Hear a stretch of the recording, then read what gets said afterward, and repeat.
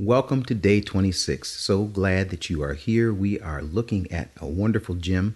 They're all wonderful to me, and I wish that I could, maybe this is just phase one. We should do phase two where we go through the entire book of Proverbs and do some more gems, or maybe you could share some of the gems that you have for our other listeners. We're looking at today chapter 26, verse 12.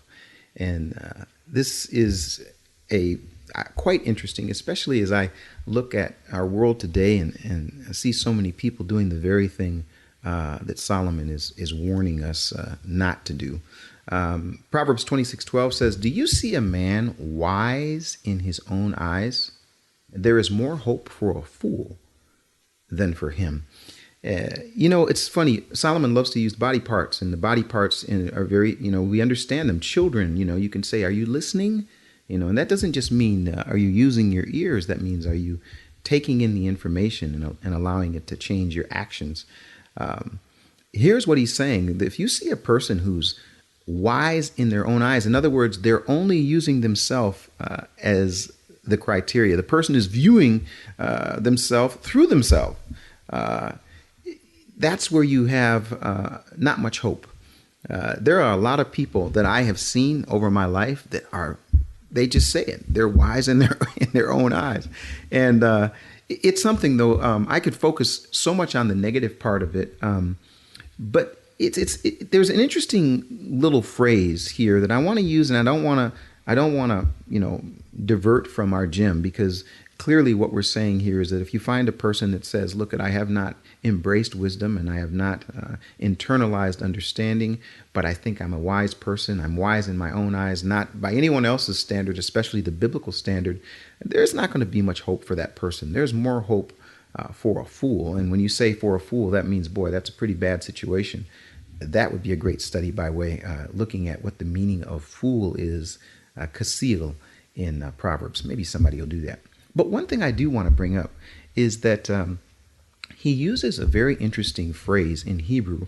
It is ish hacham, man who is wise. And this actual phrase in the English Bible is used sometimes for skill. In other words, in Hebrew it'll say ish hacham, and in English they'll translate it as a skillful person. Exodus 36:1 is now Bezalel and Oholiab and every skillful person, every person who is ish hacham, every wise man. Exodus 36:2, we see it again. 2 Samuel 13:3, I believe it is. In the NASB, they call this man ish hacham, as a shrewd man.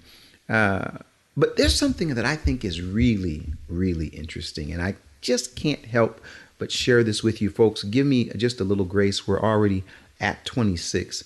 In 1 Kings chapter 2, verse 9, David does something very interesting. He's speaking to Solomon. This is before Solomon prays this prayer. And I'm just wondering, this is us. This is our premium folks. You guys are supporters. I just want to throw this out. Is it possible that it was from this conversation, this statement, that Solomon realized what he needed to ask for? It says in 1 Kings 2:9, "Now therefore do not let him go unpunished, for you are a ish hacham.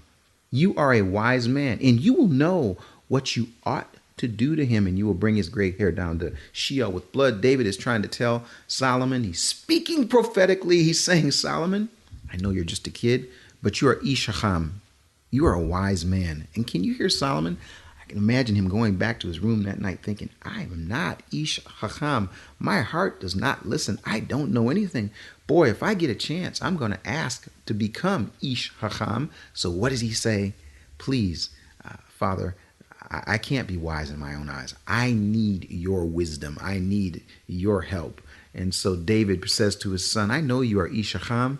And in this verse, it says, for the man who says he is ish hacham, he's a wise in his own eyes, not much help for him, not much hope for him or her. Rather, it's the one who says, listen, I know that I need help from another source, wisdom and understanding. May that be it for you. May you be a person like Solomon who realizes that regardless of the expectations or the hopes for you, that you will go to the real source to get what you need. And ultimately, if you're going to build that house, as we talked a couple days earlier, you're going to need some wisdom.